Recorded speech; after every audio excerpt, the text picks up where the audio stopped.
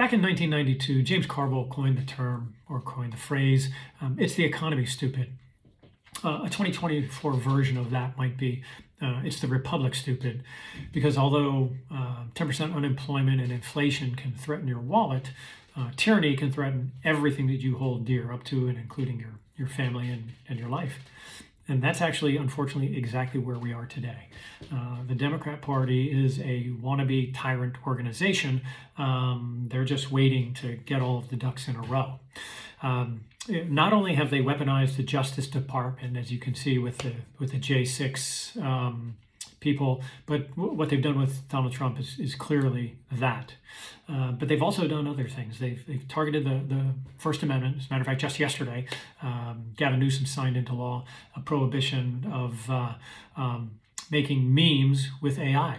And of course, the Democrats targeted the First Amendment during the 2020 election in trying to push Joe Biden over the line in what was basically a coup. And then, of course, the Second Amendment as well. They want to basically eliminate Americans' rights to defend themselves against somebody who wants to take their property or their life, or a government that overreaches, which is actually what was the goal of that amendment in the first place.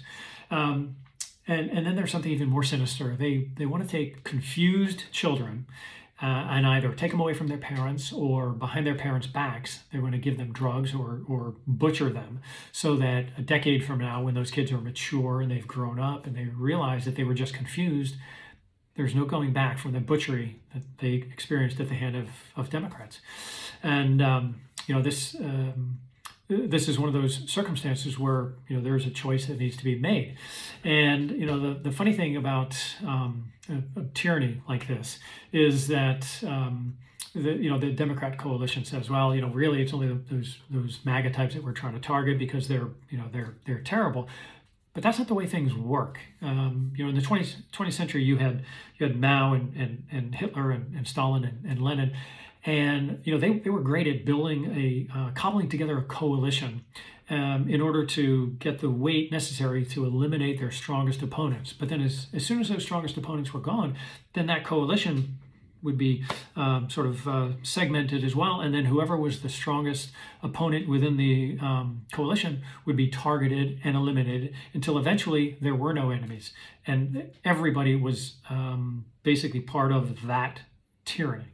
And as a result, you had the blood of tens of millions of people who died opposing that. And so we're certainly not at that point now. But everything starts somewhere. And that's something that liberals generally sort of get wrong, is they look at the civilization that we have today, the prosperity, the relative prosperity that we enjoy today, and they think, oh, well, it's only got to keep going in this direction.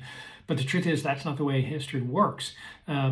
If you look at human history, generally scarcity and war and oppression and slavery are the hallmarks of mankind. And it's only been today's result of 2,000 years of evolution of our civilization that has brought us to this point, and particularly the last 250 years.